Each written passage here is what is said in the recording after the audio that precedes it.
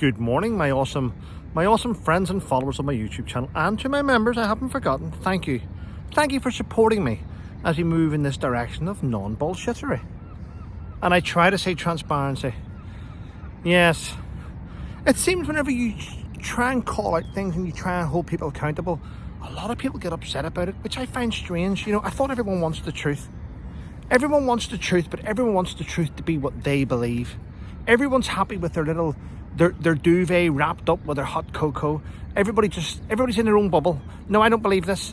I think Trump's a nasty man, or some people think I think Trump's a brilliant guy, and everyone's picked their favourites, don't they? It's like children. Whether you like it or not, you've one child that's an arsehole and one that's good.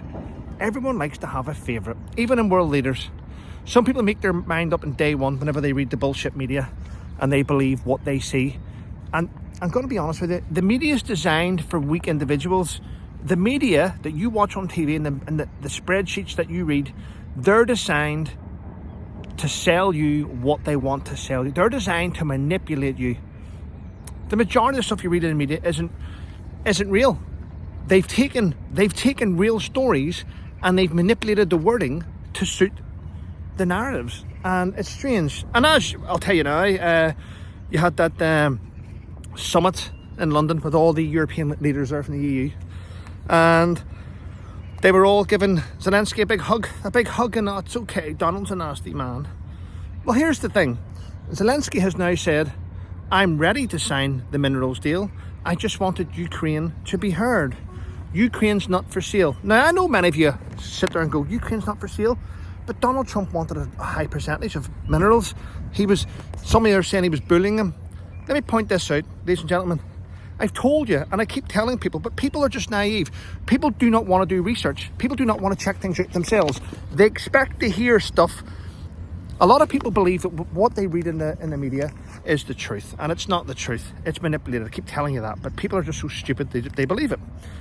So, and I had told you, it wasn't until 2006, it wasn't until we were in Afghanistan fighting against the Taliban that we paid off our World War II debt to Canada. 23 or 26 million, I can't remember, and to the US it was about 83 or 85 million, I can't remember the exact thing, but we paid it off, and now we're paying off for Afghanistan. Now, you may not believe that because you won't do your research, but the weird thing about what's going on now is people think wars are free and countries help each other out because we want to help them out. We don't. Every country that helps out a country in a war gets something back for it. And let me tell you this, for those that aren't aware about the UK, I wrote these figures down just to make sure that you understand what war does to a country. 29% of the UK's economy is owned by foreign powers. Because what happens is whenever you have a war and you haven't got the funds, you start selling off your assets to pay for your war, like we did. A lot of things in London are sold off to cover debts.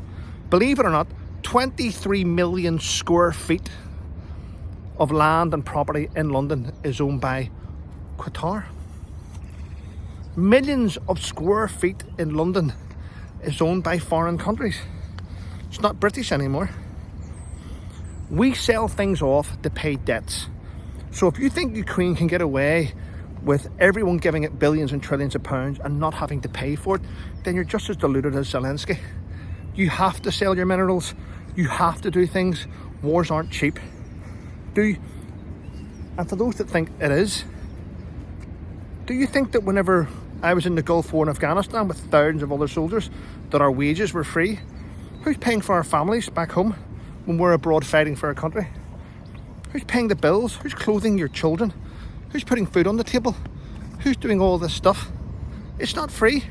They don't just go, oh, Trevor's abroad fighting, his missus can go shopping anywhere and it's free. Things need paid. Military need paid. So wars are not free. Just wanted to point that out to you. What was it I just said here?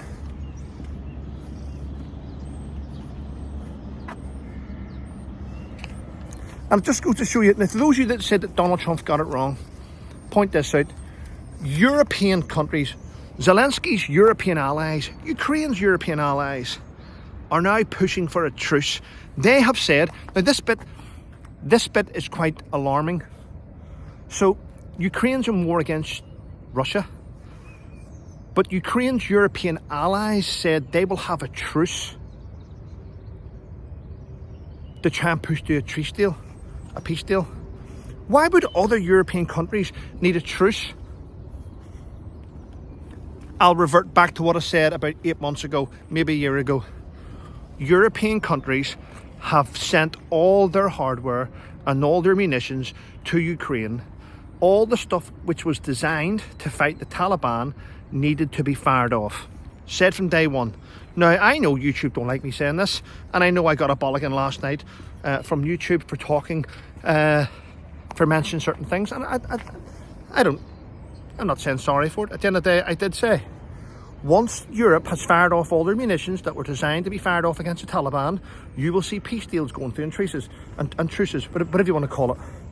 But why would other countries need to put a truce in if it's Ukraine fighting? That's the other country saying, okay, we'll stop sending you all our stuff. Just my opinion, you know. I'm only speaking out loud. I know it may upset some of the weak and woke people, but that's it. That's what happens, ladies and gentlemen. Maybe call things out. Yeah. And I'm going to end on this, which is quite funny. Well, for me, it's funny. Royal insiders. Yeah, the royal insiders, those that run the palace, because there's actually hundreds of people employed in Buckingham Palace. It is a working building, believe it or not. Yes, it's got accommodation upstairs where the royals live, but it's a working office. Well, it's now come about that royal insiders are saying that they knew the exact date and time when Meghan Markle decided that she didn't want to be a royal and she ignored royal protocol. And if you look at the thumbnail I've designed, well, thumbnail I put up, designed, you'll see it. So this is the date. So all you royal YouTubers, you now know the date. So it was January 2018 when Prince Harry at the time and Meghan Markle were in Cardiff. They were doing a royal visit in Cardiff. And she went against royal protocol and she started signing autographs to people in the crowd. That was when the royal insiders, the royal palace, knew that she would not conform, because it actually goes against royal protocol for anyone in the royal family to sign autographs, because their autograph is only used, should I say, it's a signature. They only sign things for official documents. Exactly. So when you're signing your autograph out to members of the crowd, believe it or not, it could be manipulated in documents. So that's one of the reasons why the royal family don't sign autographs. They sign official documents. So whenever she was signing things for children in the crowds and things, trying to become the people's princess, that's when the royals decided she doesn't want to be here. Anyway, thanks for watching my videos. Thanks for sticking with me, ladies and gentlemen. I hope you have a wonderful day. And remember, everyone wants peace. Nobody wants to see people die, regardless what nationality or race you are. Sending people to war is senseless. Wars only happen when politicians fail. That's a fact. Anyway, listen, have a wonderful day, everyone. And stay safe. And I'll see you tomorrow. Tomorrow, my daily rant. And then I have a fantastic podcast with a woman's warrior. Take care and stay safe.